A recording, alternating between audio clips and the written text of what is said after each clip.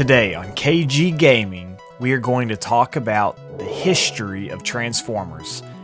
As a child, I remember watching the cartoons, and of course, I've seen all of the movies, but I really didn't know anything about their history. So let's jump in and actually see what brings these objects to life. Transformers started out in the 1980s with the Japanese toy company Takara coming out with a shape-shifting toy called the Diaclone. They also had another toy by the name of Microman. Around the same time as this was happening, there was a toy company called Hasbro that had major success with G.I. Joe, a Real American Hero, which used the same toy technology as Microman used. Hasbro loved the Diaclone toys, and so they bought them and partnered with Takara to make Transformers. What's really cool here is that Hasbro brought in comic book writers Jim Shooter and Dennis O'Neil of Marvel to create backstories and names for the Transformers. Now there is so much history, rewritings, and backstories when it comes to the Transformers and their origins that for the sake of simplicity and time in this video, we're going to stick with Generation 1 and the characters that we see right now in the game. On the planet Cybertron, there lives an evolved form of robots known as the Autobots. The Autobots end up in a civil war against a Transformer by the name of Megatron, and his followers known as the Decepticons. This civil war becomes so powerful and such a nasty fight that it actually knocks Cybertron out of orbit. While Cybertron is tumbling through space, it starts heading towards an asteroid field, and Optimus Prime and his group of Autobots try to clear the field. While doing this, the Decepticons attack the Autobots in space and cause them to crash land their spaceship known as the Ark on prehistoric planet Earth inside of a volcano.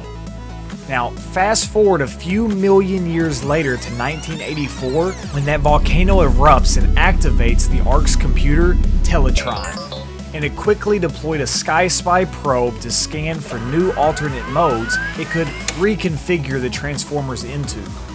Unfortunately, for just about everyone, Teletron did so indiscriminately, and the first Transformer that happened to be in the path of the restoration beam was the Decepticon Skywarp. Skywarp immediately had the computer restore Megatron and the other Decepticons. Now, the Autobots would never have felt Teletron's healing touch at all if Starscream had not fired upon the buried spaceship as the Decepticons were leaving, causing a tremor that jostled Optimus Prime into the computer's beam. The revived Autobot leader thanked Teletron with a big thumbs up and quickly set about restoring the other Autobots.